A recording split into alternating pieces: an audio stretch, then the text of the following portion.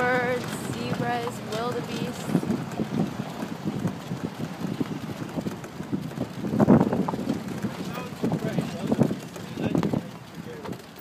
Why? Especially the one that they depend much more on the zebras for the defensive mechanism. Zebras are able to see far. Zebras are very strong on smell. And then, for that case, zebras are even able just to act fast more than the wildebeest.